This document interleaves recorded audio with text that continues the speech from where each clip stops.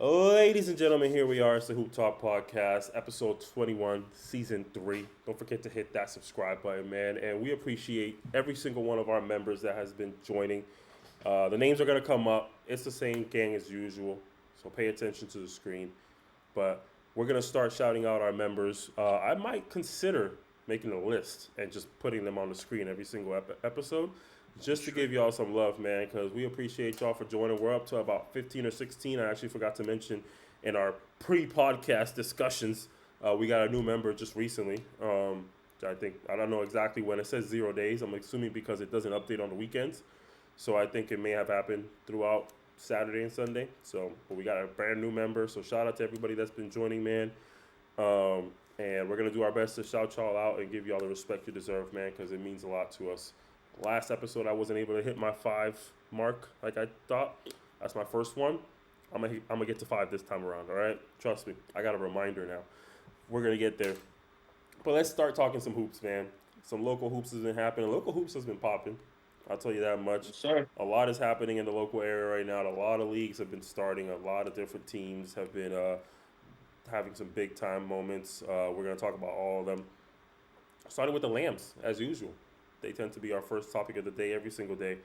The Lambs were able to beat the 95ers, which I believe are Jacksonville. Yeah, Jacksonville 95ers, 113 to 95. So pretty decisive win. Their first of the season. They've been playing pretty close games so far, winning one by 2, winning a few by just a couple points, single digits. But this is the first time they've been able to, I don't know, would you call this a blowout? No, not really. 18? Probably not, right? I'd say 18 is kind of a blowout. I guess it To depends me, on how the rest of the game went.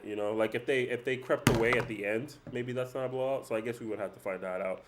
But talking about some of their players, I don't know if you guys got a chance. For the sake of time, this time around, maybe we all just pick a player that we want to shout out based on what we saw on their stat sheet, and then we give our 2 cents. If you guys want to do it that way, improvise in the middle of the down. podcast. Wonderful. Well, I'll let Also, you real guys quick go before we first. get into that though, it was a blowout. They were the last quarter is when the 95ers kind of came back in a big way. Before then, they were down by almost 30 for most of that game. Oh, there we go. For points, I should say. Well, who's your player of the day, Tyler, that you'd like to shout out?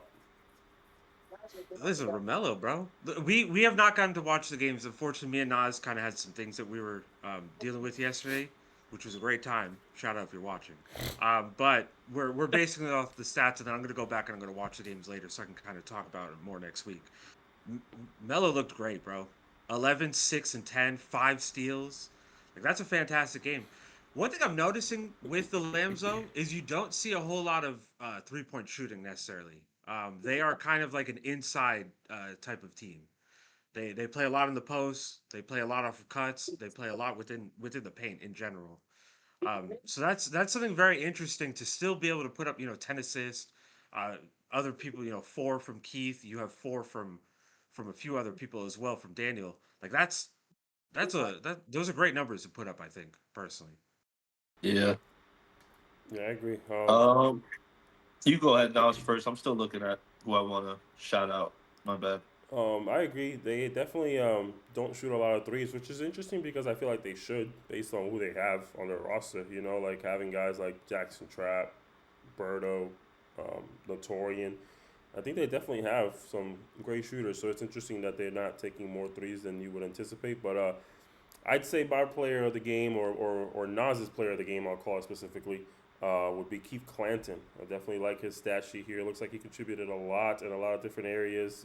We got, what was it, 11 points, 16 rebounds, which is what we know of Keith. That's how we got to really know him, is gobbling up those boards. And then 4 assists and 4 blocks. So he had one hell of a stat sheet. Um, Contributing in all different types of areas, man. And like I said, that's really what we know Keith for is he does a lot on the stat sheet. He contributes in a lot of areas. He's at a later stage of his career, so he definitely isn't like the defensive monster that he probably once was. But he does a good job of understanding where to be, how to play help defense, how to contribute on that end very well. And obviously, most people don't realize it, but rebounds are a huge part of defense. People don't want to accept it; they hate it. That's why people don't realize how much Rudy Gobert's Defensive Player of the Year is very affected by the rebounds that he's getting. And I think that's an aspect of Keith's game that's very underrated. But the 4 blocks, I feel like I don't see him block shots too often. He's not necessarily a rim protector per se. He's going to get a block or two. But 4, especially in the TBL, where I feel like the level of competition is much higher than what we've seen Keith play.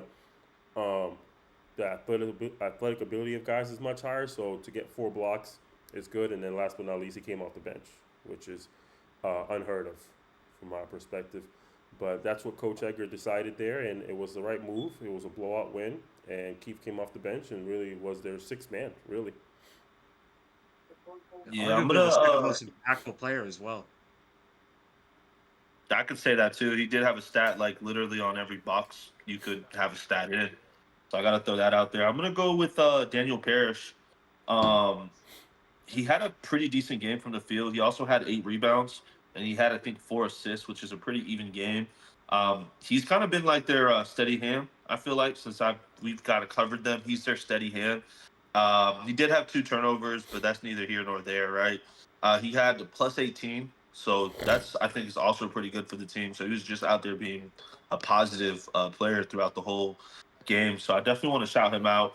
He did go 5 for 13, but again, he's a scorer, it seems like, for them. So just being a steady hand for them is actually pretty good because this league seems a little tougher than the other leagues we've ever covered.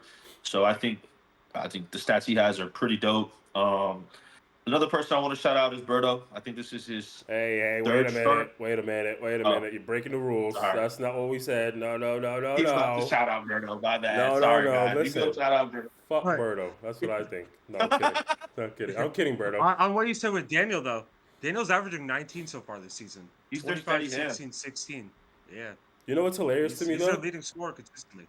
You know what's hilarious to me, though? I think in typical Hoop Talk fashion, Pluto would pick the guy that's 5 for 13 out of all the players available to pick from. It's very, very, very Hoop Talk-ish right there, or Hoop Talk-esque. But his That's overall his stats, though, his Jalen Green. But let's do I it. already told y'all my tree of players that I like to watch. And Yeah, I got Jalen Green, Cam Thomas, and J.R. Smith. No. That's Fuck. his. I did like J.R. Smith at one What's- point. That was a really No. good You gotta remove J.R. Smith. It's Alonzo Trier. I love J.R. Smith. What's a Pluto Mount Rushmore? We got Cam Thomas, Jalen Green, No, Who are Cam the other Thomas is two? not on Jamal it, Crawford. and Jalen Green's not on it. If you Jamal really want to know, Crawford. it's gonna go- Jamal Crawford was effective though. I feel like that's not in Pluto's taste. You know what I mean? I'll give it to you real quick. I'll give you a top 3. J.R. Smith Brandon at Miller. one point, Carmelo, Brandon Miller. and like I'm saying all time, not just these two guys, all time. And then I'm gonna have to throw in. Jalen Green, you have to. I can't throw Jalen Green, but I mean, inefficient wise, I still like them. Excuse me. Can't think right Well, now. Melo was efficient, though. Can we really put Melo? Yeah, Was Melo efficient? He doesn't fit your taste. Melo was efficient. Yeah, Melo was efficient. So I'll just say J.R. Smith is. I'll just say that J.R. Smith really was one guy that I did like to emulate a lot of. I'll be honest Burke? with you. You got Trey Burke up there? I feel like it. Trey Burke was See it. nice back in the day. He had that little. Yeah, that makes I would sense. say. Monte Ellis. Monte Ellis is up there. I think. Oh yeah, that makes sense. I mean, I'm gonna ask you a question about Monte Ellis. I'm gonna ask you, and this is really gonna decide the rest of our friendship. All right. So Man. on a scale of 1 to 10, rate Monte Ellis's defensive ability. Oh, he was not a defender. Give me a He number. was not. I would say like he 3. Okay. That's on a really good night. I'd give him a 4 or I mean, 5. I'd give him a 4 or 5. No, You bro. could throw I a feel like- young Brandon Jennings in there for me too. Maybe bro. like I a thought 6. He might be a 6. I give him like a 6. You guys would pretend like he was a bum defensive. Yeah, I would say He he's wasn't- like a Yeah, 6. he was just small. He was He's just small at his undersized. position. He played the Yeah. 2 guard. He No, was he like de- 6'2". He definitely was a bum for sure, but I give him a 6 because he did contribute in certain defensive ability and certain defensive categories. Like he got a lot of steals, so he contributed something. But like when it comes to actually like just hands down playing defense, he was a cone a lot of the time, 100%. Yeah, But- he was just too small for his position. He's But one He of those played guards 2 that are guard. athletically limited. Like he doesn't have a crazy long wingspan. He's short. He's not exactly stocky or anything.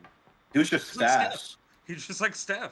I was Nah, just he's fast as hell. I was just making sure Pluto wasn't going to give us anything higher than a 6. That's really where I was aiming towards. We were going to go in for a while if you did that. In that box of players, I would say J.R. Smith is the best defender though. In that box of players. That's not crazy. Uh, Yeah, he's good. J.R. Smith is good defensively. Yeah, J.R. he is. Smith He was is a actually not a bad defender. J.R. Smith is an average defender at best for sure. Okay, okay. Wow, average. He's an He wasn't average a defender. cone. He wasn't a cone though. He's an He average wasn't a cone. defender. I think once when he got to the Cavs, he was slightly above average, where I would consider him good. Yeah, like he was elite. guarding a lot of like the really good guards. Yeah, I think for when the Cavs. defense became his only option, he definitely got better because he wasn't chucking up shots on the Cavs like he was Not on with the Braun on the Knicks court. Not or with the Braun on Nuggets. the You know court. what I Man, mean? absolutely was. You crazy. Not at the same volume. Not at the same volume. It depends on which J.R. Smith you take, because Fair, I fair, think fair. I think the Denver Nuggets J.R. Smith was nuts. I think he was athletically nuts. He was insane athletically. Same Listen. thing with the Knicks. Realistically, before he gets to the Cavs, he was a highlight reel. He was Constantly. nasty. He was nasty. Listen, our apologies to the Kissimmee Lions. To wrap up the topic there, I did want to give a Hoop Talk shout out to one player who stood out for them, Torian Tyson. I think deserves some credit as well, regardless of who picked who as their player of the game. As a Hoop Talk shout out, we're going to give it to Torian Tyson coming off the bench and leading the team in scoring. Very skilled player. Definitely a player that I would love to see a lot more of on the Lambs because regardless of performances, I'm never the type to get convinced or have my mind changed based on a performance or two. I still am in the boat that I am curious as to how he fits long term into this Lambs scheme. But he proved that he fit very well against the 95ers. He was their leading scorer. And I think he's a very skilled player just overall. But we'll see how that goes. Shout out to him, man, for the game that he had. And shout out to the Lambs. I believe they're undefeated, if I'm not mistaken. That's correct. He did also look good against the who was it? The team that they played last, the Titans. He had 12 points on like 50% shooting the last time we checked. Not So bad. he's been a consistent scorer off the bench. He's kind of their spark plug Yeah. off of the bench right now. He comes in, he brings energy, he plays defense, and he just does what you need to win. I can see that. Yeah, shout out to him, man, for doing a good job out there. Oxleague Week 2 is another one of our topics for the day. Oxleague is now in Week 2 of Season 3. And they have had some exciting games. Starting off with, I probably should have wrote this down, but I already forgot. I think it was LNO versus Yeah. LNO versus Spartans. There you go. Yes, good call. Man, listen, before we even get okay, actually let me hold back. Let me pull back a second. Wait, what happened? Well, Yeah, bro. Why'd you pull that? Well, That shot. oh. Well, yeah, it was LNO versus the Spartans. The shot. I should have written down the final scores. I did not, but I have it up right here in a second. I think is that it? Yeah, I think it looks like I can't tell if they're about to inbound the ball or if they're done. Can't 100%. Yeah, the game's done. Yeah, 58-55. Yeah, there you go. 58-55 in favor of I know what you're LNO. looking at. Huh? I know exactly what you're looking at. After Oh. that shot, they didn't even know if they wanted to inbound the ball again. I know. Oh yeah, I don't. I couldn't see exactly what was happening, but yeah, LNO Warriors able to defeat the OVAS Spartans, which I want to bring up. I'm not a huge fan of that name and the order in which that is happening because OVAS stands for Orlando Vinci's All Stars. So it's Orlando Vinci's All Stars Spartans. That's just not, you know what I mean? That's just not. There's a little bit of a opportunity miss there, I would say, to say the least. But that is the name of the team, and they came up short. They're 1-1 now for the season. I believe the Warriors is their first game of the season because they had a bye last week, so they're 1-0. But let's talk about how that game finished. Should we, or do we want to say something else about the game before we get to that point? I'm crying tears right now. I think we should just skip to the end. I think we should just skip to the end. Before we get into the end, one thing I want to say is Ethan needs to have the ball a lot more often, I think, on that team. Before we get into the bullshit at the end, there's no reason that Ethan, we see him in other leagues. We've seen him in the Oxleague multiple seasons now. We've seen his Lorenzo. performance.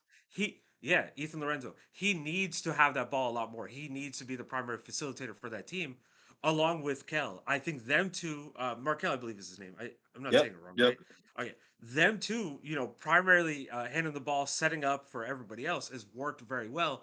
And then you go away from it, and you go into this bullshit shot at the fucking end of the game where Vincey, who I've never seen hit a three so far in any of these games, takes it. You guys take it over. Yeah, All I right, think so my I'm gonna real quick before we get to the last shot, because that was a crazy shot. But I will say this: you are right. Kel is someone I told Kel yesterday, and I think a Nasty, big step for a lot of nasty. hoopers. I think a big step for hoopers that are good is also being a leader. And that is something I had to tell Kels after the game because on this team, and I love Vincey, but the lack of maturity in the game, not outside the game, not in your real life, but in the middle of the game, shows with this team.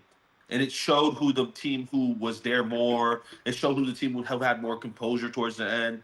And I just felt like they were fighting the whole time, the Spartans throughout the game. But every time they'd get right there, it'd be a lack of maturity. It'd be someone yelling out, "Help me rebound." It'd be someone getting mad and not finishing the playoff on defense. And I feel like there's certain players on this team who played in other leagues, and I'm not going to name any names, and I'm not going to throw any because I was told not to say anything until the third time. But fuck it, I'm gonna say something. I don't like players who quit in the middle of the game. I hate it. I think that is one of the most disrespectful thing to the game of basketball itself. If you're a quitter and you showed me you're a quitter more than once, I don't like it. I don't care if the injury's not major enough for you to just leave. Like I understand if you broke your foot, if it was a crazy injury, but if you're not staying there and supporting the people you come with, and you know them, they're obviously your friends off the court. I know they are because you play in other leagues with them. To me, that I don't fuck with that. I'm sorry, I can't, bro. I've had games where I played like shit and shat the bed, and I sat on that bench and still help and and cheered my team on because that's really what it's about. It's about being a collective and going out there and being another collective. It's not a one person thing. And I feel like in a lot of these leagues I see players like that, like people like that. Like and I can tell that's why you didn't go far in sports because it's a team sport. It's not a you thing. And that's the only thing I really got to pick a bone on. But that kind of goes into the shot. It became a you thing. And that shot was a horrible shot. That was a bad shot. You had Dante behind you. You could have easily flipped it back to Dante, set him a screen, and maybe even got an open shot. I wouldn't have cared if it was an open shot, but you shot that shit like Kobe against the Heat with two defenders on you. And I'm sorry, I was crying. I was laughing because it was a bad shot. You had so much time on the clock. The shot clock was off. Like I don't know. And I'm not this. I wouldn't say I'm an intellectual when it comes to basketball. I wouldn't say I'm the smartest guy. I do know ball though. I know ball, and that's not good ball right there. That is not good ball. if you That's all say I'm so, gonna say. buddy. That was not good ball. And as for anyone that did not get to watch the game, can you tell us exactly what happened? Yeah, well, Break it down. there was a lot of information being given there. Let's provide some context now, so that way everybody can rewind and then listen to Pluto's rant with some context behind it. Uh, Voice yeah, for so reason. essentially at the end of the game, team captain or team organizer, GM, whatever you want to call him, Orlando Vinci All Star himself, decided to. I think maybe he got a rebound. Decided to bring the ball up on his own. Team was down by three. Needed a three to tie the game and send it to overtime, and he Even took it. worse. Oh bad. It was off an inbound. No, I'm sorry. It was off an inbound Yeah, at half court. even worse, he decided to keep the ball, bring it up the court. He wasn't really interested in creating any plays. He wasn't really interested in creating any openings or open opportunities. And he decides to chuck up a three, which could have potentially been the first three he's ever made in his life. But I guess that's his mentality. He did not make that three. He did touch the rim though. You know what I mean? That's uh, silver lining maybe, right? Um, and that's essentially what happened. Feel free to catch that game. It's on our page, man. The live stream went very smooth. Shout out to Tyler for helping us out with that. We didn't have to re-upload thanks to that. But feel free to go catch the game. Spartans versus Warriors. It's on our page if you want to see it, visually. it's gonna hurt your eyes. But if you want to understand what we're talking about, feel free to go watch. But essentially, what I wanted to add to that is I think the biggest problem is gonna be that he's gonna watch and he's gonna disagree. That's what it's gonna come down to. And that's what I'm gonna hate the most, because I'm gonna tell you right here, right now, if he does, I'm gonna have a lot to say. Because you, as a basketball player, actually, just as a living, breathing human being, there's no way that you believe that was a good shot. You know what I mean? I'm just saying, like, as a human being with a full consciousness, you know what I mean? Like, we are evolved from our Neanderthal ancestors. You know what I mean? At this point in life, if we believe that is a good shot, then I'm sorry, I don't know what to tell you. And everybody's entitled to their opinion. But as Tyler has told me a million times in the past, everybody's also entitled to be wrong. You know what I mean? And Yeah. that is exactly what's happening. I think Oh, it was a bad shot. I think his teammates know it's a bad shot. I'm praying to God he knows it's a bad shot, but I don't think he can we add does. more context to this too? Can we add more? Wait. Before we have more context, I need to correct you, Nas. It did not touch rim. It Oh did not. really? I'm watching it right now. It didn't touch rim. Yeah. Oh, I thought it So did. the other team had 4 seconds left on the clock and decided not to inbound the game and just let it play out.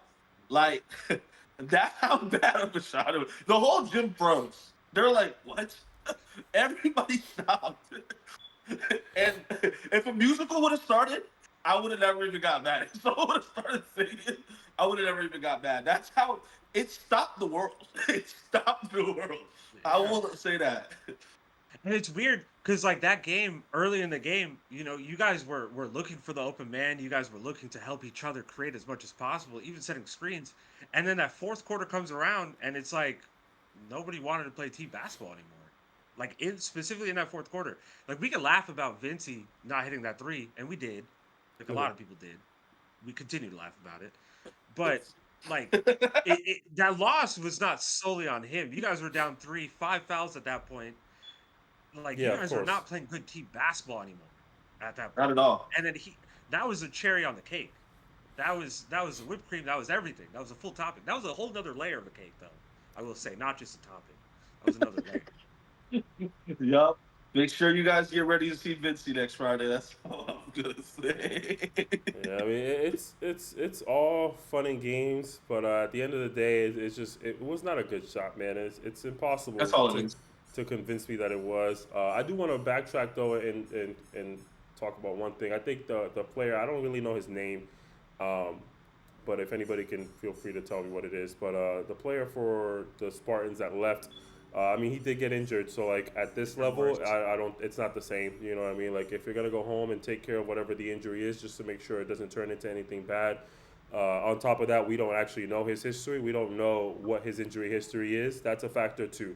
If he's had bad injuries in the past, one small little tweak could impact that. So like I can't say for sure that he quit. He quit on the last time we saw him. We know that to be a fact, and that's fine. We're gonna talk about the OBL soon, so we can talk shit about that as much as we want because he did quit on that game. But I wouldn't consider this quitting per se because at the end of the day, it was a game that wasn't that was close. They were getting blown out the last time. Not saying that I am condoning quitting. I'm not at all. I'm just saying his perspective on why he got too mad to stick around, I guess. But he got injured, and I think at this level, and I let my players do it too. Like if you get injured, you can leave, because like if you want to go and ice it, if you want to go and maybe if it's that bad, you want to go get checked, feel free to do so. Or if you just want to go home and ice it, elevate, whatever the case might be, just to make sure it doesn't turn into anything bad. At the end of the day, they also want to play their next game too, or they might have leagues that they play in throughout the week, which by the way he does, right? So that's a factor, Tomorrow. right? Exactly, he has a league that he plays in, so that's different. It's not like an NBA player leaving his team. That's different. Obviously, in that world, you can't do that. That's crazy. You know what I mean? You're getting paid to be there. You have medics and trained professionals that can take care of you. That's different. You can't just get up and leave because you got mad. You know what I mean? Which is something that we I'm not haven't gonna really.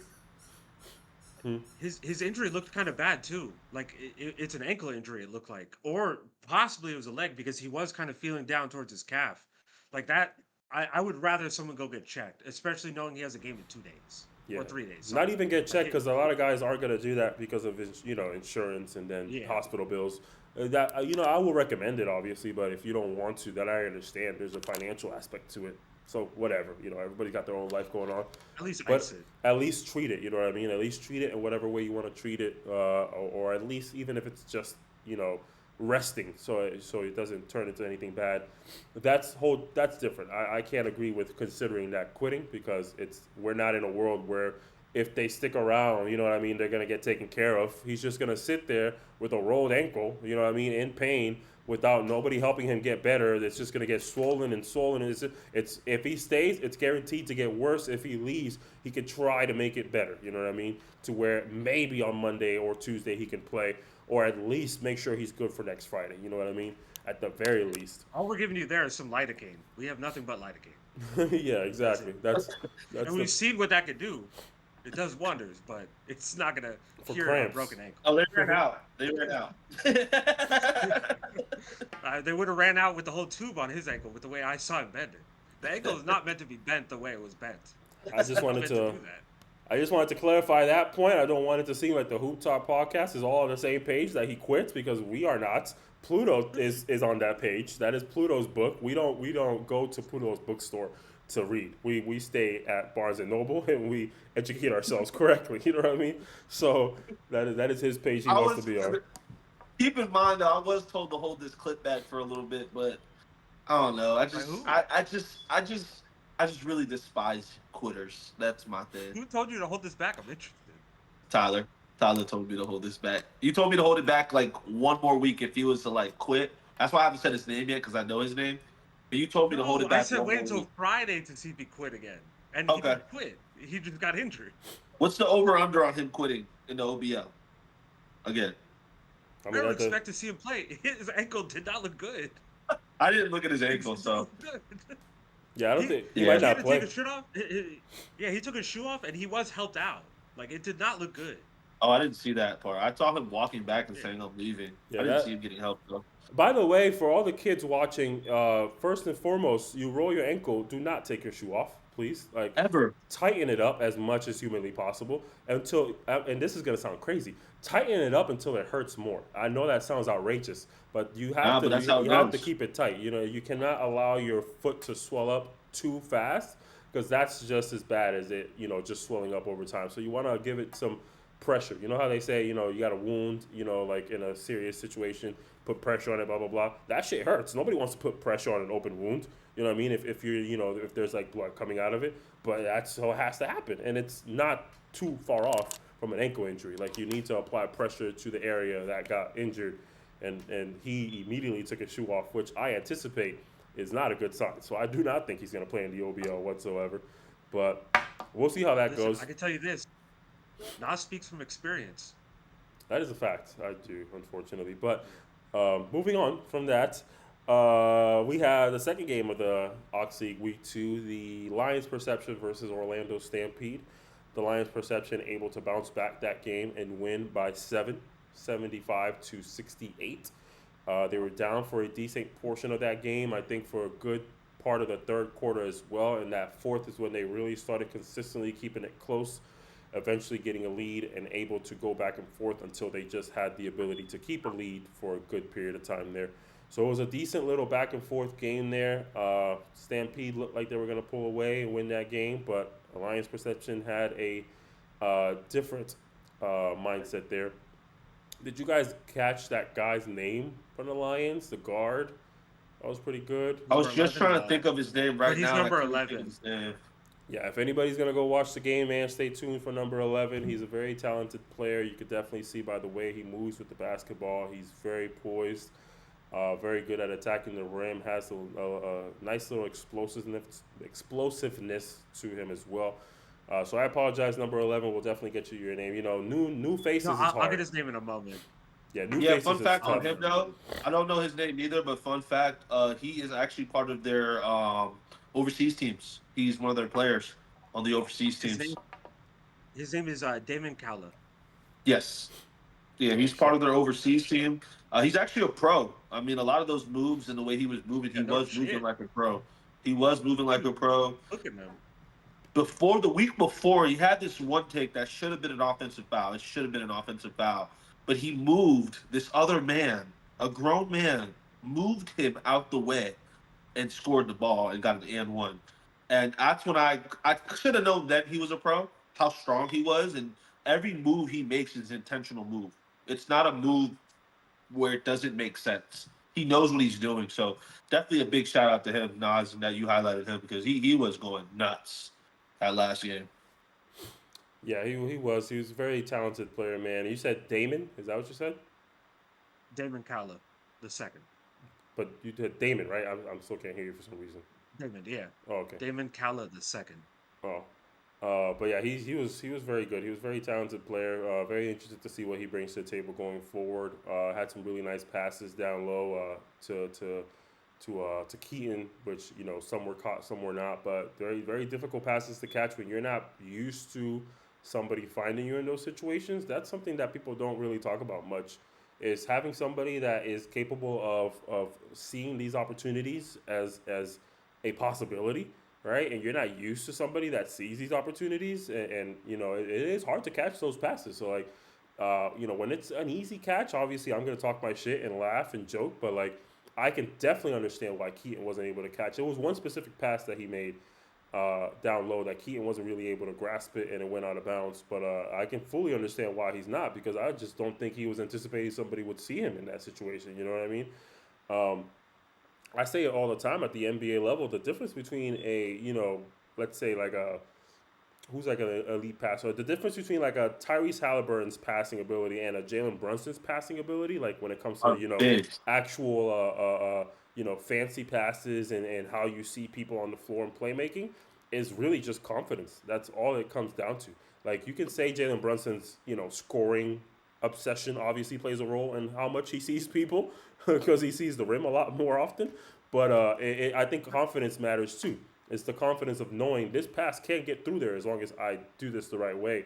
And I think a lot of point guards that don't pass to that degree, to like the degree of the Jason Kidds and the Rondos and the Steve Nashes of the world, is because those guys, they had the confidence that I see you, I see the opening, I can get it through there. I just have to do something to make it happen. I have to draw attention one way or another. I have to create an opportunity for that to be there.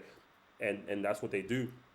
So players, they're not used to that. They're not. So not being able to catch those type of passes, it's not unheard of at all. People are gonna flame you for catching it or not catching the pass, but it's an underrated fact. That's my little tidbit for the day there. I'll throw that in there too. On the other, okay. Go ahead, on the other side of this game, for the Stampede, one thing I want to point out, we talked about it, is how interesting Jordan Hernandez is. At the start of every quarter, the first 5 minutes, he's a flamethrower. And then I don't know if he's just not getting the ball. I don't know if he's missing his shots and maybe he's kind of losing that juice. But he kind of just disappears and we don't see much from him from 6 minutes on. Yeah, it's the most interesting thing. I talked to him after the game and I got a little rapport. And I went straight to him and I was like, bro, like the first, like Nas called it during the game. He's like, the first 5 minutes you like are unstoppable. And then when the team needs you the most, you like go ghost. And he's like, I'm not politically saying this right. He feels like the touches that he's getting should be more consistent than just the first 5 minutes, which I understand. But like at that point, what great players do, and we've seen them all do it, is what do they say? Give me the damn ball. And he has to say that. He has to. I say this every time. There has to be pecking order in the hen house. If there's not pecking order in the hen house, we don't have a rooster. We have a bunch of headless birds. And that's what happens sometimes in these leagues, especially in the Oxleague. Like there's a lot of good players, but no one wants to define himself as the leader. And that's what you have to do. And I told Jordan that. I mean, he's a quiet dude. We all know Jordan. He's really quiet. Same thing happened with the GM5 with him. He was just overlooked because he was so quiet. And a lot of the time, and this would help Berto out a lot too.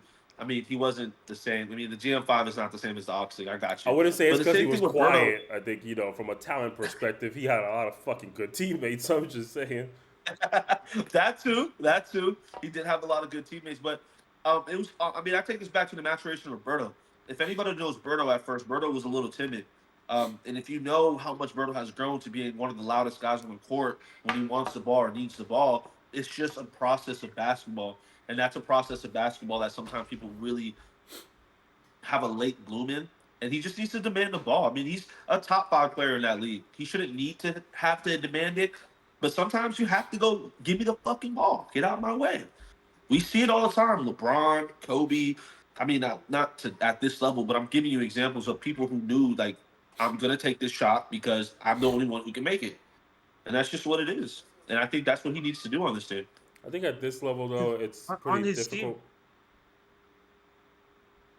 Who's gonna I go? don't think it is because on his team, Trayvon Gray does that. Trayvon Gray is number one that we talk about all the time. He comes in the game and he's immediately a leader. He takes the ball, he takes the shots. He's a primary ball handler every time he's in. So I think Jordan can do that. I think Jordan has the ability to do that. We've seen how strong he is. We've seen how good he is. We've seen him in the Oxleague now. We've seen him in GM5. We know the ability that he has. He just has to be more aggressive. The same way that Ethan has to be more aggressive. If he chooses to. If he wants his team to really do well, both of them probably need the ball a little bit more in their hands. No, I was gonna say. But actually, no. Yeah, never mind. I wasn't gonna say that. I messed up earlier. I want to apologize for something. I'm sorry for interrupting again. Earlier, I said that Ethan was on the Spartans. Ethan's on the Stampede, isn't he? Yeah, he is now. He was on the Spartans. No, other way around. Okay. Other way around. Other way around. Other way around. He's on the Spartans. He was on the Stampede. Okay. All right. Yeah. Yeah, he Um, was on the Stampede, and then he got traded to the Spartans. Now that I think about it, I'm looking at it. Yeah, Yeah, other way around. But yeah, I was gonna say what the thing I was saying is difficult is at this level it's pretty hard to find guys that are willing to play a role. That's one of the biggest issues because all these guys play basketball often. You know what I mean? They play basketball every day, if not. And all these guys have probably been to Eastport. They've probably been to their local rec center or their local park and dropped, in a game to 11, they may have dropped 6 of their team's points, 8 of their team's points. So, like, they look at it as, oh, well, you know what, I be hooping out here, too. Like, I can get buckets, too. Like, give me the ball. Everybody thinks they can hoop, you know what I mean? And it's likely that maybe they can. Who knows? But so it's very difficult for people to play roles at a men's league level when they play basketball every day, or maybe frequently throughout the weeks of the month, and they see themselves having great games. They see themselves knocking down threes. Like Vincey most likely is hitting threes at Eastport every once in a while. Maybe he's hitting threes when he's playing with his the thing he does, the training thing he does. You know what I mean? So like players develop this mentality that they're capable as well. And then not to mention, it's not like this isn't a how can I say, a monopoly of basketball where everybody's paying attention to everybody. You know what I mean? There's a very strong chance not a single player on that team has ever met Jordan in their life. You know what I mean? So how are they supposed to know this guy's raw? How are they supposed to know that he's good? I never seen him before, and from my perspective, that man only plays good for the first 3 minutes of a quarter. You know what I mean? So like it's difficult for players to adjust, and that is what's needed, but you have to find the players that would be willing to allow him to be that. Like, he can't be a leader if players don't allow him to be a leader, right? So you said yourself, Trey does it. That might be the exact reason why Jordan doesn't do it, because Trey portrays himself as the leader, as the give me the ball guy. And Jordan's like, okay, well, they brought me onto this team. I wasn't supposed to be here originally because Jordan was supposed to play for the Vipers. So he probably heard about the Oxleague once we decided we weren't going to play, and hit them up and say like, yo, Nas had told me about the Oxleague. I still want to play. The Vipers aren't going to play anymore, blah, blah, blah. You know what I'm saying? So like he probably joined the Stampede. Who knows at what point in the preparation process. So like it isn't that easy to just say that because it's not like there's this footage of everybody. You know what I mean? People been seeing Jordan take over and have all these great games. I've never even seen him do that. You know what I mean? So, and I've been recording him. So like it is tougher to do that than it sounds. It's much easier said than done, is basically what I'm saying. That's fair. But I would like to see I'll say more. that And I know too. that people, It is. Go ahead, Tyler. My bad. people that do play listen to this podcast from time to time. So I hope somebody from the Stampede tunes in and you guys just kind of work something out, because I think that he is a great player, but I also think that you have a lot of great players. And we talk about Trayvon Gray, and he is kind of the leader of that team. But I think that you can kind of fit both of them in. Yeah, that's why 100%. coaching is so It important. requires effort.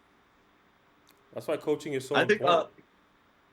I think it would be dope Yeah. next year if the Ox League incorporated like coaches like to the teams. Like, Some teams have coaches. yeah, but like every team has to have a coach type thing. Like, I think that would be dope. I think it would be dope because I see people pull up with their friends in street clothes, and you see their friends coaching the team. I just feel like that'd be a nice little niche. I mean, the GM5 does it. They highlight They coaches. don't. Yes, they, GM5, not every team has a coach. no, not every team has a coach, but they highlight the coaches though in GM5. Like they get awards for coaching of the year and stuff. I feel like if they can Oh, highlight yeah. that, that would be an incentive to come in with someone who you trust with a basketball mind to coach. And the GM5 is strict on it. Like you can't be a player coach. You got to be strictly a coach. So I just feel like if they Mm, emphasize that, I think it would bring Wait, a little what? bit more structure. mm, They have a ton of player coaches. yeah. Lito was a Uh, player coach this year. I know he's injured, but I mean, last year we saw coaches coaching and we saw players playing. That's all I'm saying. And the teams that weren't good did not have coaches. I saw coaches playing, so I disagree. But the teams that weren't good, their coaches weren't playing. Like the teams that are good, their coaches never played. Car- Berg, Car- yeah, Bug. Carriel played. but Carriel played. he, he did. Carriel But Pluto, played. you're Carriel talking played. about requirement versus performance. We're just saying that they don't require that. That's all we're saying. I'm just saying. What I'm saying is, I think it needs to be like brought into there. I think it should be highlighted like the GM5 does. Let me just state right there. That's the one thing I say. I think it should be highlighted and it should be an award for someone being a good coach. That's all I'm saying. And I think it would bring more structure to the league. On top of that, like you're gonna have people who are gonna be like wanting to learn how to be a coach. This is a good place to learn how to be a coach, and also to coach grown ass men because that's one of the hardest things to do in the world is to coach a grown ass man. Agree. Yeah, Hey, one of the listen, things. if you're watching or listening, we do offer consultation. This is one of the hottest takes that I've had in a while, but I will stand by it. I know somebody who has verbally told me that a lot of these teams don't need coaches, right? And it's typically a conversation because of a specific coach that they don't like or the specific decisions that they see coaches make that they're like, oh, this is terrible. Just let the players figure it out. I promise you right now, and this is a hot take. I promise you right here, right now, you remove coaching staff from the OKC Thunder, they are not the best team in the West, and I 100% believe that. 100% believe that. You said the same thing about the Spurs Are as they well. are they still going to be good? Sure, that's possible. Well, obviously, talent can definitely carry you very far. You remove a coaching staff, you remove structure and a game plan and a culture from the framework of what this team has become. They are not the best team in the West. They don't even win a championship last year because you allow the players to make the decisions. Every single player is going to make a different decision at the end of the day And because Luke I Dort would promise you, be suspended every game. without the culture of what they're building in the background, without all the personnel that's needed to make everything blend together, turn this into a family, into a movement, into a mission that we are all here together to accomplish, and we need to stay together to accomplish it, everything falls apart. And that's what a lot of these teams that struggle have is they don't have that culture. They don't have that substance to keep them on track with what the game plan is, what the mission is, and what we need to accomplish to win games. You remove the coaching staff from the OKC Thunder. I promise you, J-Dub does not think Shea is that much better than him. I promise you he doesn't. He will never say that out loud. And that's the right thing to do, right? As a good teammate, you should never say that out loud. And he most likely will never say that to anybody unless he's in the most closed section of his life. You know what I mean? With Like family, like a pretty much. family dinner. You know what I'm saying? Like I can get, Yeah, but like you know what I'm that's the saying? only way. Like that's You're where not he's saying gonna that, say, yeah. yeah. And I still don't even believe he would because I think he's such a cultured basketball player that he wouldn't even let those words come out of his mouth. You know what I'm saying? But you remove a staff from the equation. I promise you, J-Dub does not think Shea is better than him. I promise you, fucking Mitchell doesn't think J-Dub is better than him. You know what I'm saying? Like, Chet doesn't think, this next guy is better. Like, I promise you they don't. Yeah. And it's very likely that they might not be. It's very likely. Who knows? J-Dub might be better than Shea. We'll never know. You know what I mean? He might just be. But the culture that they built is surrounding Shea as the leader. And they all bought into that. The culture that they built is because Chet is this do-it-all guy on defense that has been carrying the defensive load. Not carrying it, but he's the defensive anchor is what I'm trying to say. They build a culture that they believe in, that they trust, and that they believe it can carry them to the promised land. You remove coaching from the equation and it's going to be ruined. I say all that just to put back to the point of coaching will make a difference for the Oxleague. I'm not saying they're gonna find some elite level coaches, but like get somebody, that at least has some sort of understanding of rotations and try to talk to guys and try to be a voice. Obviously at the men's league level, you're not gonna find the next fucking Greg Popovich or nothing like that. But like at least have a voice that can lead, that can just make decisions, and not let the players decide when they're checking in, when they're checking out. You know what I mean? When they get to take this shot, when they get to take that shot. They make mistakes, they don't get taken out the game.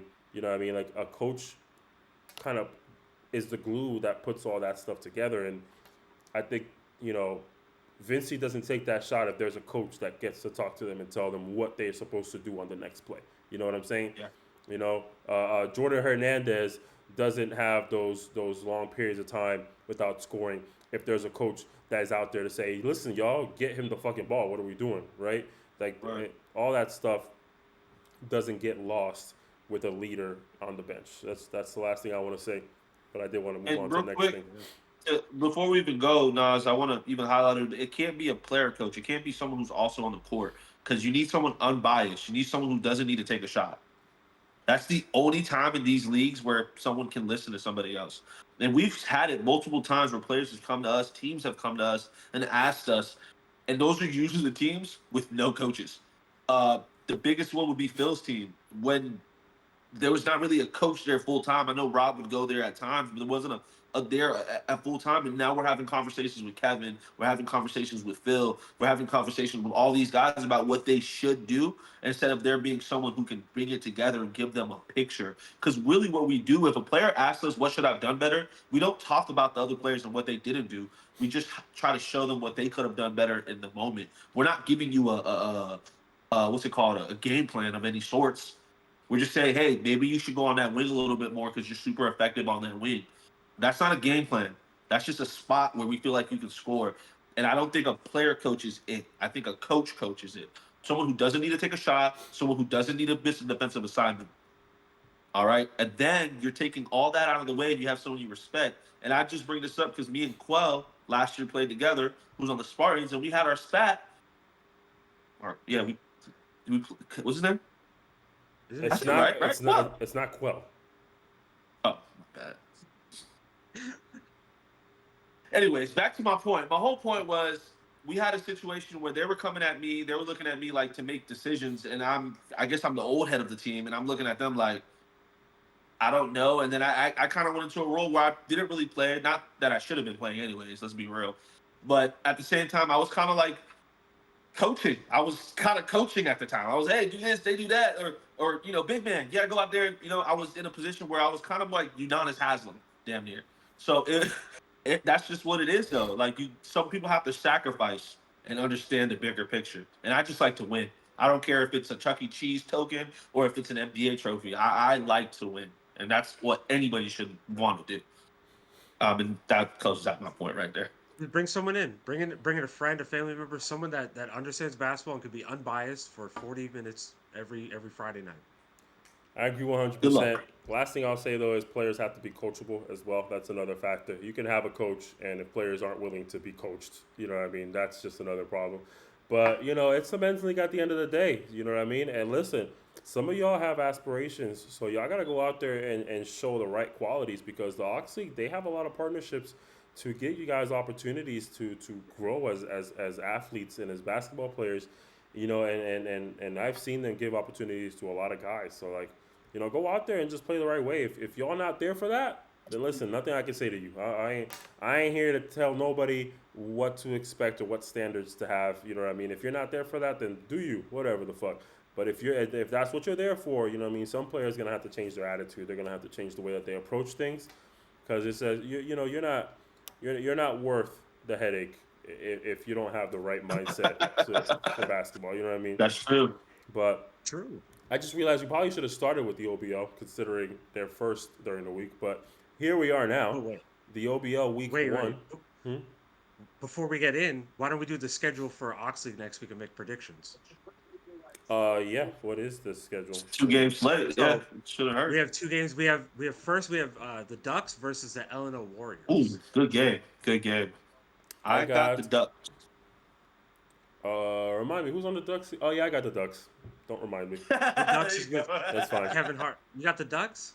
I got the Ducks. Oh man, they squeaked out a win against Lions Perception the first week. Only win by one. I have the Warriors. I The think they'll Warriors lock look in. nice. I think they'll The lock Warriors in. look very nice. Yeah. Oh wait, no, I remember they got the brothers. Yeah. I don't know. The brothers are also pretty nice. I got the Warriors though. I'm gonna have to And go they're definitely Oxleague, guys. locked in, bro. I don't know if you guys follow them on Instagram, but they post a They're lot of the nice. Oxleague. Like they're treating that shit like the NBA, and I'm here for it. I love when players that good lock into leagues. Like I'm here for it. Yeah, I got the They Ducks. the shots that they were hitting, God. All right, and then the next one, Spartans versus the Stampede. It's a rematch from week 1. Uh, Already? What the hell? I got the Spartans. Yeah. I think Stampede need to get this one. I think this is gonna be a big game for Jordan. I think he's gonna listen to what we're saying. So I'm going Stampede. I think this depends if Vincey wants to kind of go back and he's in his head a little bit from everything that happened. He kind of wants to correct things and handle the ball a lot more. I could see the Spartans losing, but I'm gonna pick the Spartans here. Yeah, I got the Spartans as well.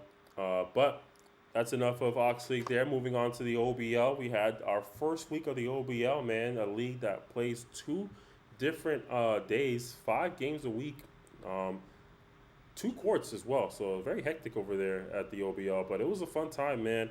First game was the Hitmen versus Chosen Ones, which I don't know if anybody's noticed, but their logo says Hitmen's with an S at the end. Really would like it. Really would like it if somebody fixed that. I'm just saying, you know what I mean? My high school student in me can't erase the PTSD of getting yelled at for spelling things wrong. So just please, just please, somebody, anybody. But the Hitmen's won by 2, 70 to 68. Pretty exciting game. I think the Hitmen started off pretty hot, knocking down a lot of threes. Tea Time is more than likely going to be the best player in this league. I haven't quite seen many other players, but I think the only other team that has the likelihood is going to be the Phantom Force. And I think they play 2. Yeah, I love that teams too. Yeah, I think they played 2 together for one of them to stand out. So I think Tea Time is going to end up being the best player in this league, and he definitely had best player showing that first game. The Chosen Ones were able to come back though towards the end, as Tyler mentioned. Once the Hitmen got a 5th player, it all went downhill for them somehow. The But- weirdest thing in the world. Made no Yeah. sense. Yeah, they had 4 players to start the game, and they were winning from by double digits, I believe, at one point. They got their 5th player, and next thing you know, they're down. So I don't know how that works out, but they were able to get it together at the end. Tea Time had himself one hell of a game. I think he had a 30-point game. Am I wrong? I think Yeah. I saw them post that. 33, 33. 17. Yeah, 33, 17, and 8. Yeah. 17 rebounds, 8 assists. Very good game for him there. Tea Time. Anything that you guys noticed from that game that you Yeah. wanted to bring up? I want to add some context. So that from you, Nas.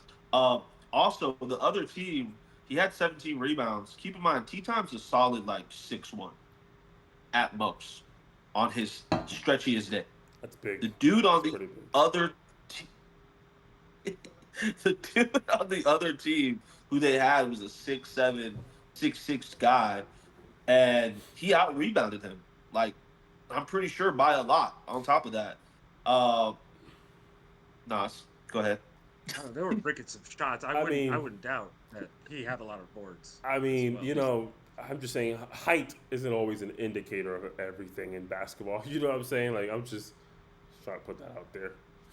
I would say Tea Time was handicapped. That's really what I want to say. Fuck it, I'm gonna say it. It was Tea Time versus the other team. It looked like that a lot of the times. And Tea Time definitely took over. And the other team obviously was deeper. They had more players. Like Tyler was saying, I think they were 5 men, so no one could rotate out.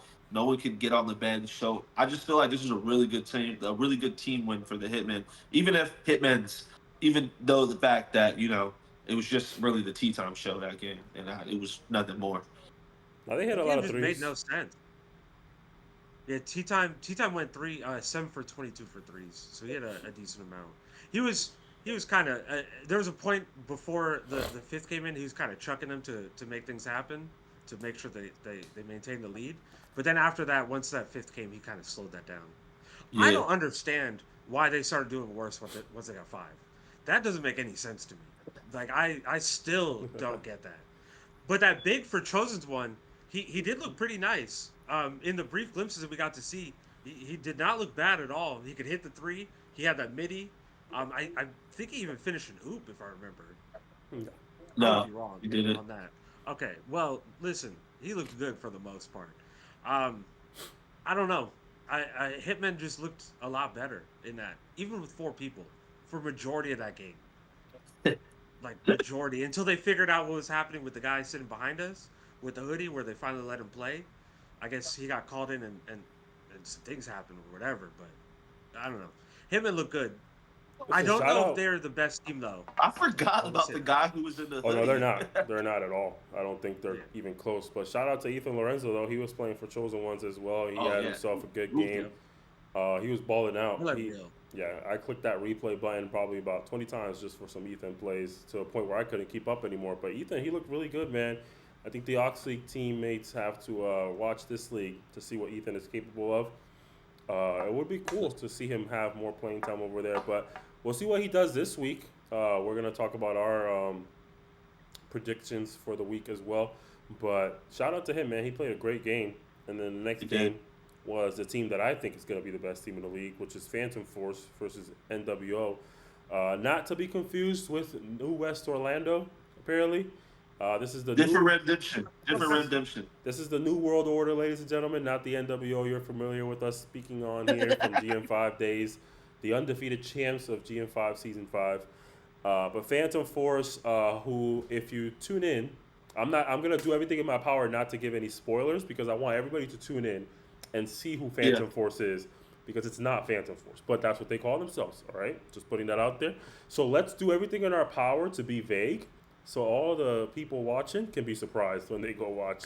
But Phantom Force, I think, is gonna be the best team. I think they have a very good assembly of players. I don't know if any one of them is going to stand out as the best player per se. I think they're going to do a lot of things as a unit. And they sure as hell did this game. They won by 21, 91-70, and they had one hell of a game. NWO definitely showed some promise. There were some talented players on there. I think they just struggled playing together very much. And they might, I don't know if they're new to each other. I don't know. It gave me that vibe, so that could be a factor as well, where Phantom Force is not, and chemistry matters.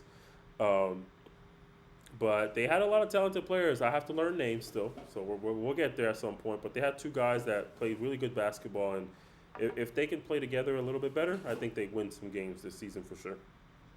Yeah. Yeah, we didn't get to find out the name, but 72 I think was his number, right? 72 and 6 is what we were talking about. I The believe kid with so. the locks, right? The kid with the locks who was hooping. Yeah, I believe so. Locks. Yeah, Yeah, I don't know if it was locks or whatever it was, but he had long hair. I tell you that much.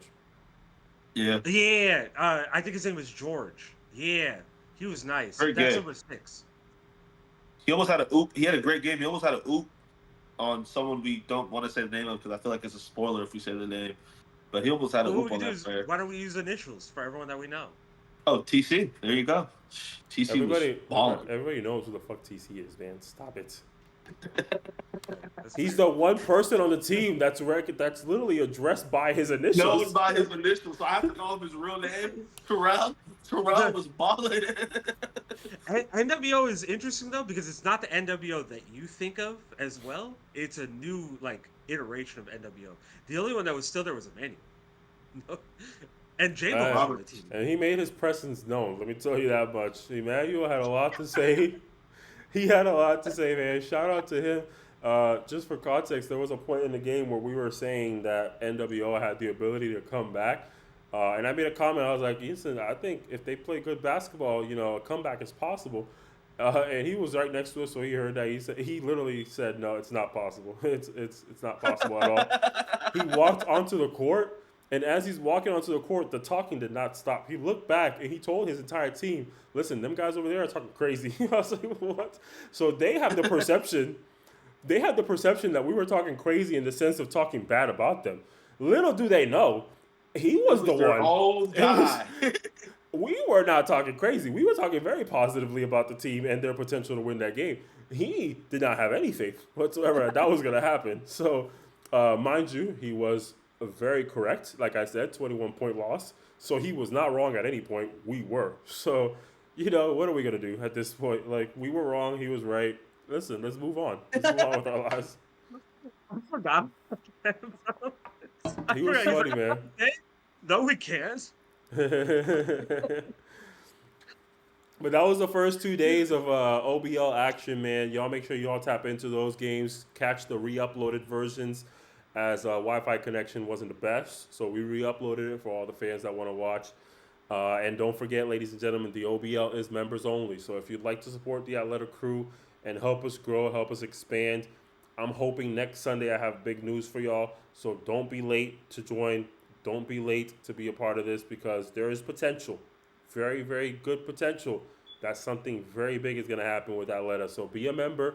Support us now before it's too late. I'm just putting that out there right now. Become a member of the Atleta Club right now before it's too late because there is some big news coming next week. I really do believe so. So don't say I didn't tell you, all right? Listen, if I joined, anybody can join. It's That's not that facts. hard. It took 3 months. Fuck you, Nas. It's not that. Pluto's not homeless that right now.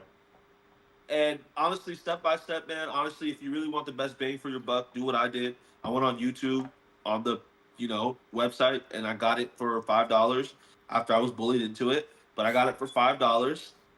It's not that expensive. You probably let your Apple Music play throughout the month, and you don't even know that you're paying it. It could be one of those bills, where you're supporting us and we're supporting you with great content, showing you Central Florida, showing you everybody around the region. And we're hitting more people now. We got people like Tea Time. We're having a lot of these hoopers who have a big, massive gathering. And this could be a spot for them, a platform for these guys. So definitely tune in. The things Nas is saying and the big things that are coming up, I don't have the, clearance to talk about. But I do know that it's a brewing and it's only up from here. I'm telling you, we're working 3 days a week now. We're missing 2 leagues, for Wednesday and Thursday, and we have a full schedule of recording leagues and live events throughout the whole week. This is not just for like the average hooper. These are for league owners. These are for people who really want to get on top of something. Like it's cool for the hoopers, but league owners themselves, please get with us because we're here and you could be one of those leagues that comes in the beginning and this blows your league up to even bigger than what it was.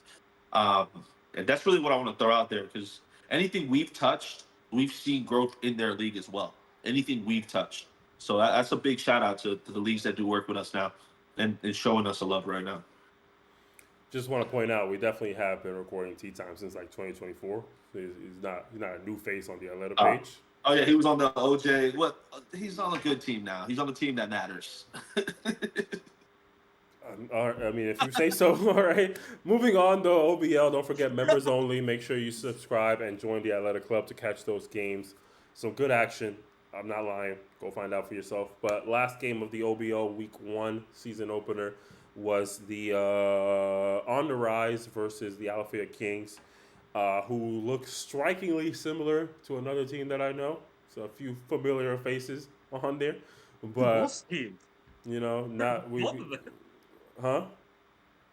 What'd you say? On the Rise and the Atleta Kings, I feel like I've seen every one of them on the same team before. Yeah, literally. I don't know who's on the Rise team. I didn't get a chance. Drew is on the Rise. Who? Drew is on the Rise, for example. Jello is on the Rise. Like my Drew? Literally, it looked like a mini Vipers team. Yeah. Oh, really? I didn't know that. Yeah. It looked like a mini Vipers team. You have Jello, you had Drew, you had Drew and all his brothers, Charles. Yeah. Bro, literally, it looked like a bunch of Volusia twins County running around team. at one point. Oh, I didn't know that. I did not know that at all. That's news to me. I didn't get a chance to. My schedule is terrible, man. I can't do nothing. I gotta figure out time to do these things. But either way, I didn't know that. But that's cool though. The Atleta Kings did come out with the win there, 66-53. I wasn't there for that one, so I'll let you guys give your insights, your highlights and lowlights. Little update. It was 76-61. The recording of the live kind of went out unfortunately in the fourth quarter, and they got mercy ruled. Oh, Yes. oops, Or my actually, bad. no, it was 81-61. I said the score wrong They again. definitely did, 81-61. Tyler. But you're right. They definitely did get mercy ruled, Yeah. 100%. But honestly, I'm gonna be real with you. Maybe Tyler can vouch for me, or he can't.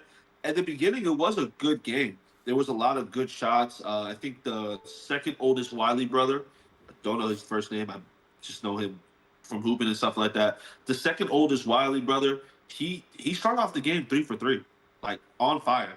Alafaya kind of started off slow, and then things picked up. And what happened is Alafaya kind of played their ball. They started getting the ball in the post. What's that big dude's name who played on this Rick. on his team? Rick. Rick Rick. was playing point guard at one point. He was Um, a point god at one he point. was A point god. hitting the ball. He looked like Magic Johnson. Yeah, he was too big. Keep in mind, he was playing point guard for a little bit. Nobody on the Rise was anywhere close to his size. So not only was he too big for the centers, he was too big for the point guards. He was, he was it was bad. He was bullying them. he had no. I don't know why he did it, but he was really bringing the ball up the court. Tyler had a really quiet game that game. And then there was the one dude who I compared to Chandler Parsons, and I got burned by Zay and Tyler. 24? Number what? 24? I think his name was Tyson. Yeah. Tyson something. Yeah, yeah. He had a great game. He was shooting the lights out. He had a pretty decent game. He had like 23 or 24 points. But they couldn't stop him. And they couldn't stop his turnaround Jay at all either. And he had a lot of wide open shots. I want to pause real quick, actually, because I do want to continue that conversation. How would you describe Chandler Parsons' play style, Pluto, for everyone at home?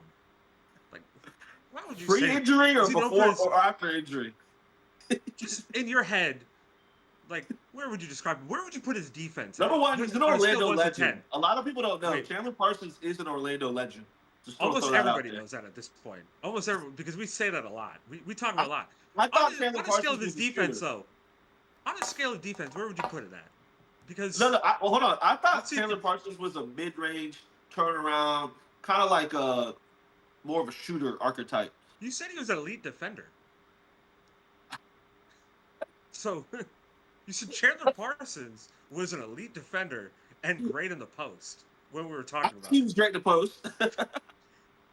Tyson never posted up in this game. I don't even know why you compared him to Chandler Parsons. I was confused. He had a couple mid-range post-ups. I guess. But like you're mentioning Chandler though, at Parsons the was a good beginning, defender. On the Rise is very. He wasn't. No, he called him an elite defender. He described him as an elite defender. After this guy got a nasty stop, he said that he's just like Chandler Parsons. I was like, what? In what way? Even Zay was like, what are you talking about? Gordon Hayward. Fuck that. Oh my god. There would have been a much better comparison here. Much better. Gordon Hayward. There we go. Pick any of the other White Kings. Any of them. But Hey, listen, Chandler Parsons the was Rise- tough on the Rockets. I'm just saying, but continue. I guess. On the Rise, you are right. They did start off very, very hot. That's also the time when Tyler was playing very well. And then something just changed, and Tyler was just kind of quiet. It's not that he's playing bad. He just really did not get any shots up. He really didn't get the ball too much. And I don't think he really had to. They were putting belt to ass almost the entire time. Yeah. Like on the Rise, after I would say about 8 minutes in that first quarter, they never touched the lead again. They never came close. Alafaya just bullied them. Rick secured every board possible. I bet you if we went back to do the stats, I don't know if we have it for Rick, but he probably had at least 20 rebounds. Yeah. And Braylon, this is the first time I really got to watch Braylon play because I see him a lot throughout like Central Florida. Was he I shooting think shit? he played for the FBA as well. Was he shooting He shit? was doing fucking everything. He was doing everything. Everything. Braylon can He was shoot. he was a person who I would say single-handedly killed them. In every way. In Are you transition. talking about Ray? Cutting. Ray, their point guard? Braylon. Oh, his name's Braylon? I thought his name was Ray. Yeah. Man. I thought you knew him personally. I thought that's why you kept saying They that. call him Bray. That whole night. That's probably what you heard. Ray? Okay, I thought it was Ray. I just misunderstood. Yeah. He was killing everything offensively, Yeah. defensively, cutting, transition, threes, mid-range, turnaround jumpers. He did everything. Yeah. That's what I feel like it probably looks like to watch Kobe that night. I'm going to be honest. Like it probably felt like that. Yeah, Yeah, nah. He was. Braylon's tough. They couldn't stop him from getting to the hole either. Like anything he wanted, he was getting, and it wasn't hard for him either. It wasn't something that was a challenge for him. He was getting his step backs. He was getting to the hole. He has also some good dimes as well. I mean, it wasn't something that wasn't his forte of his game, but he had some decent dimes as well. To some of the shooters like Tyler and Tyson. He kind of had an all around game, and he was a really big point guard on top of that. Like for a league, he was a big point guard. He was like I think the Alabama Kings might be the best team in this league. I know that we have team we won't speak of the Phantom, but I think they're going to give the Phantom a run for their money, 100%. I think it's going to be them too. I don't even think it's knocking on the Phantom. I think they're both two very great built teams. Yeah, with yeah. a lot of talent that we watch locally. Yeah, Yeah, I actually forgot about the Kings when I made that statement. I agree. I think it definitely can be back and forth. It just depends on who plays better. Um, I 100% forgot about the Alabama Kings when I made that statement. I forgot they were a part of the league. Overall, to cap off this OBL topic, I do believe there's a bit of a, how can I say, talent is being outweighed at the top ends because I do believe the Phantom Force and the Alabama Kings are a little different on the scale than the other teams. damn near GM5 teams. I'm not trying to, I'm not trying to, be that guy. It's they would compete. Well, what am I saying? The Phantom Force, we know, would compete very well in the GM5. I'm not saying anything further. The Wow. What Alabama games Kings, they have? the Alabama Kings, 100% would compete very well in the GM5 without a shadow of a doubt. Yeah. So I think talent is definitely tipped on their end of the scale very heavily. So we'll see how the rest of the season goes, man. But I would anticipate that's probably going to be the championship matchup. But we'll see what these other teams look like. I didn't really get a chance to watch the other teams because they played two games at the same time. We're only recording one at a time. Obviously, we don't have the ability right now to get both. And it also, I don't want to. That would be too hectic.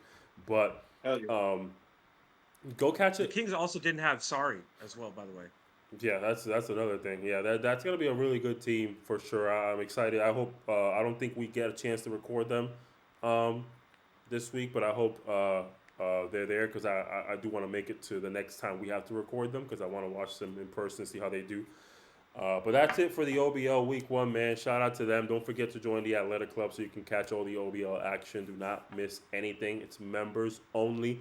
But by becoming a member, you are also eligible to win one of our giveaways. We're giving out 2 free Aquatica tickets in about, was it next week? Yeah, it is next week, actually. We're going to announce our 2 winners, or our winner, and we're going to give them 2 tickets. So join now. Don't be late. It is completely random. And to be honest, all the people who are members aren't eligible because we're not counting, some of our people who have supported just to support.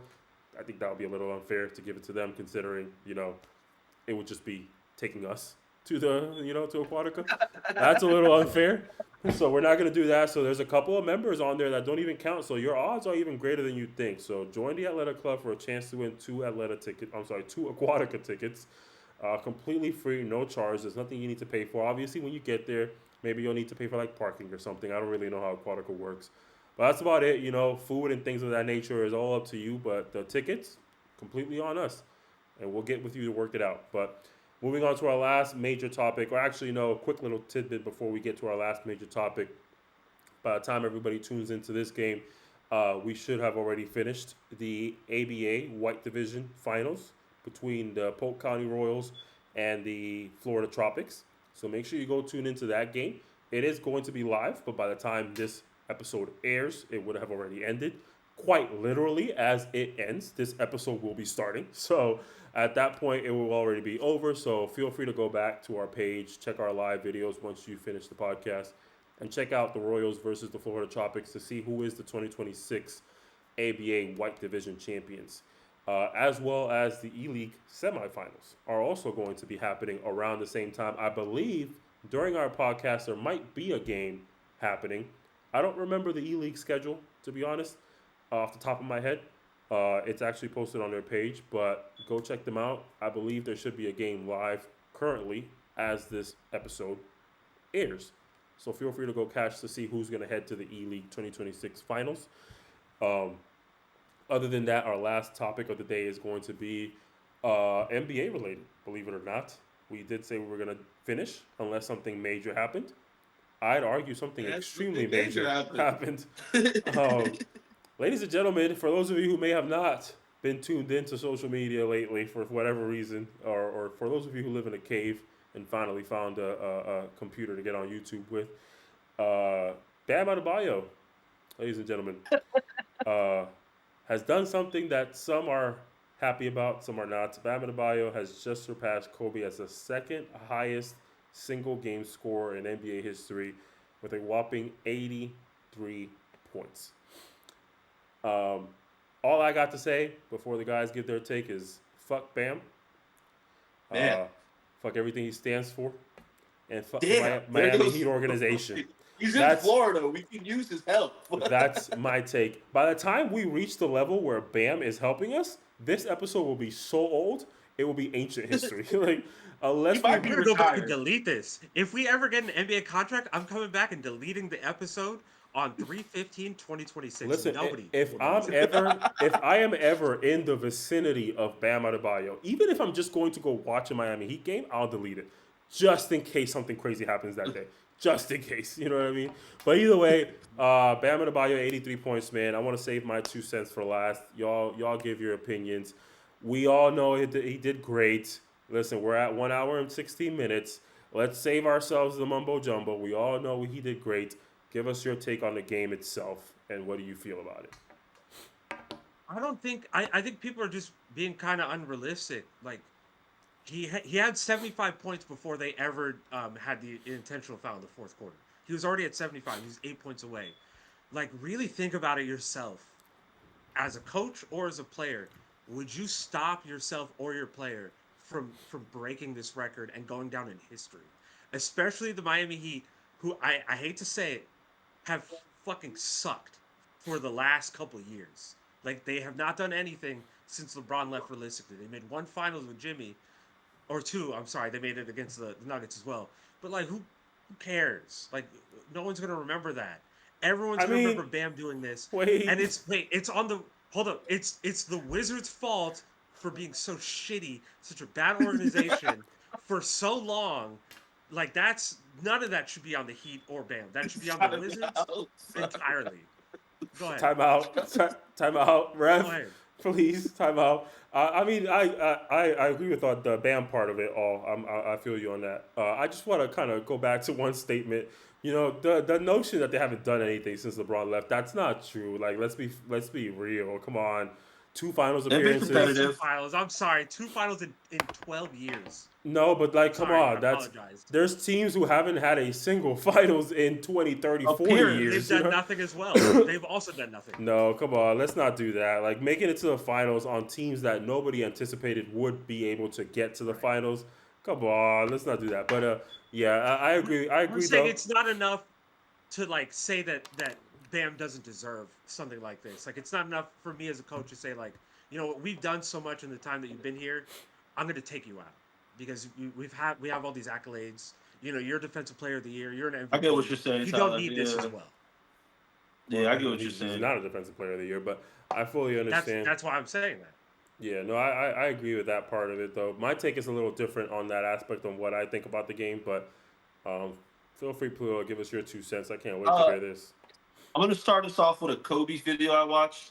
And Kobe said if someone beat my record, I would be elated and I would be happy.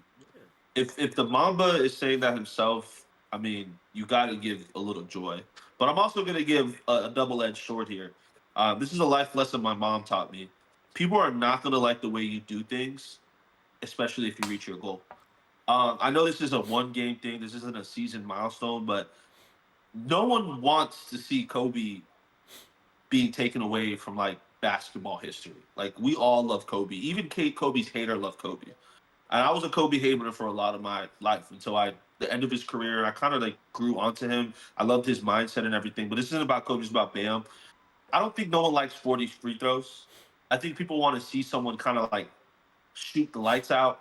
But you got to think about the first quarter this guy had. 83 of those points were in the first quarter. Like, he came out super hot. He had 31 in the first quarter. And, I mean, yeah, having 31 in the first quarter, you still don't think in your head like I'm going for 83. I don't think he ever thought in his head I'm going for 83. But like Tyler said, like once he got to that like 70, it's in realm. It's a real thing. This is possible. I can be edged on basketball history. My girlfriend did it for the women's NBA team, like the WNBA. Like I could be edged forever. I don't have defensive championships. I don't have an NBA championship. I don't have a finals. I don't have an MVP. I don't have any of that. But I can live in basketball history and infamy forever. I'm going for it. And it's not pretty. It wasn't pretty. It wasn't a storybook that we wanted, but it happened. I came home. I dropped Tyler off at the house. I came home and I'm like, holy shit, I'm at 83 points. That's pretty cool. I never thought that would be deep. Yeah, I got a text in the Facebook chat, and he's someone's like, Bam has 71 or something, or 75. I'm like, Bam on a bio has 75 points? Bam? And then I look it up and I'm like, what? Yeah. But to be a hater, because you know, I'm that's my favorite hat to wear is the hater hat. I don't like that he shot 40 free throws. And if you're a hooper, no one likes that. No one likes that. And that's the part where I think 40 out of the 80 came off the free throw line. To me, that's insane. And that's my discrepancy. That's where I know I'm gonna blame the refs. I think I was gonna call Bam. I was gonna call Bam. Don't blame the refs. He was getting fouled. Blame the Wizards. Blame the Wizards. I was gonna call Bam a Mossad agent, but I think the refs are the Mossad agents. The refs didn't do anything wrong though. 40 free throws on one player when Shaquille O'Neal. The Wizards. So if they're fouling him, what are they supposed to do? Just say, we've called too many. I'm gonna stop blowing my whistle because we're just gonna let them foul you now because I blow my whistle too many times. This is the Wizards. Feel like that's the. But do you understand? But do you understand? Did the Wizards foul? That's the question. Did the Wizards foul? How many fouls did he possibly draw? If anybody maybe has seen that somewhere, no. 43. How many fouls did he draw though? How many? Or I'm sorry. Oh, I don't know. No, well, we can look it up another time. I'm sure somewhere we can find it out. But I'm just saying he did get fouled. If it was bad calls, I would completely understand. At the end of the day, my take, and I guess I'll take my turn now. My take is I don't really care about all the logistics of everybody that's complaining about the fouls. That's stupid. What the NBA script is to have Bam be the leading scorer in the NBA? Come on now. What are we doing? What is that? That's a conspiracy? Super didn't want that. That's a conspiracy. We want the refs wanted Bam to score 80 points. Like, what are we talking about? 2, the Wizards were fouling. What is the complaint? I don't understand. What is the complaint? The referees are supposed to stop doing their job because we're tired of the Wizards fouling. Have we ever considered asking the Wizards coach to tell his team to stop fouling that man? Make him make a shot. You know what I'm saying? Make him knock down a shot. He had 30-something points off of free throws alone. Make him knock down a jumper. Make him finish a tough layup. Why is you sending him to the line? It's the coach's fault more than it is anybody else's. I don't really understand the notion of blaming the refs because it wasn't one of those games where the referees blew the whistle incorrectly over and over again. You can't make a mistake 20-something times because I'm assuming it was at least 20 fouls. You know what I mean? 26. Yeah, it had to be like 20 fouls. Yeah. 26 fouls called. You can't make a mistake 26 times over and over again. You know what I'm saying? So like that whole notion of one player. Yeah, for one single player. You know what I mean? Like that notion to me is outdated. It's people just wanting to jump back to the same thing they always jump to. The referees lose games. The players aren't held accountable for nothing. It's the ref's fault. Blame the ref for everything. Games, I've seen ref have people lose games. But it wasn't this one. Not just basketball, football, and other sports. But it wasn't this one. Does affect the game. But it wasn't this one. What incentive, Pluto? Genuinely think of this. What incentive did they have to put Bam out of bio? Previous career high score, 43 points, as the second leading scorer. The number one leading scorer in live television. What incentive do they have to do that? I'm going to say some dumb shit, but fuck it, I'm going to say it. The incentive is, I ref Bam Adebayo's 83-point game. That is the incentive. And now everyone hates you guys are saying those faces like they're not human beings and they don't get hype off of reffing certain games. Pluto, So they walked into that game like, yo, let's make I don't Bam think they score. walked into that game like that. Let me stop you there. Right He in the was. beginning. I don't think They walked were into making the game calls saying, from the "Let's get beginning. Bam Exactly. They were 83." making the game. They were calling the foul since the beginning. So like? You have to understand the conspiracy theory is just wild. You're just spilling out dreams now. It's a bad conspiracy theory. Why would they want to do that? Like, well, what's there to gain? What's I would say they may have called the last few fouls with that notion. That's the best I would ever be willing to give, and even that I can still argue it. Like, what would be the point? At the end of the day, like the Wizards are trash. They're ass. My only they are? notion, They are.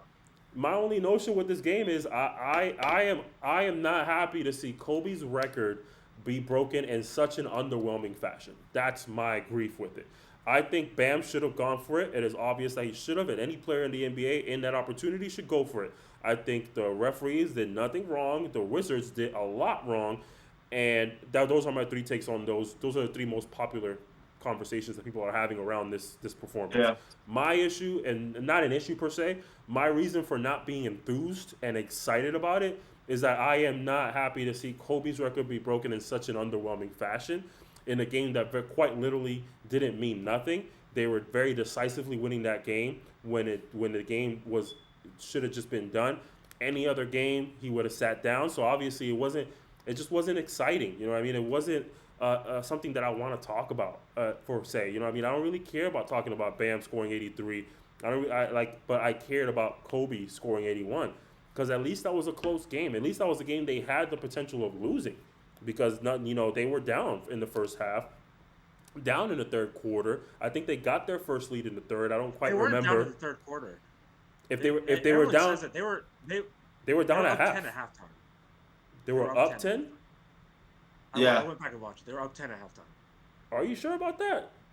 Yeah, he stated that a couple days ago when we were working I showed on you the guys Tuesday. the play-by-play. Yeah, he stated it. He stated it. No. Well, either way, at 7 points left, not 7 points, 7 minutes left in the game. It was only a 4-point game. You know what I'm saying? So this is a game that's actually competitive, and regardless of how trash the Raptors were, That's true. That's true. regardless of how trash the Raptors were, it's a game that they can lose. You get what I'm saying? So like, if there was a caliber of excitement to see Kobe making all these shots, knocking down all these points and free throws and fadeaways and threes and all whatever shots he was Meant taking, something, yeah. it felt more interesting. Obviously, it wasn't some exciting ass, matchup of marquee teams because the Lakers themselves were a bottom tier playoff team. You know what I mean? And the Raptors were at the worst that they've been ever, probably. So like all that plays a factor, but there was a level of enthusiasm that I had towards it, and I feel like I just don't have that for Bam. I think the overall ability to score 83 is cool because I understand that's awesome and quite literally almost impossible to for the most part to do. So like that's cool and all. That's my grief about it. I'm sad to see Kobe's record be beaten in a way that I personally think was underwhelming. That's what I'm saying.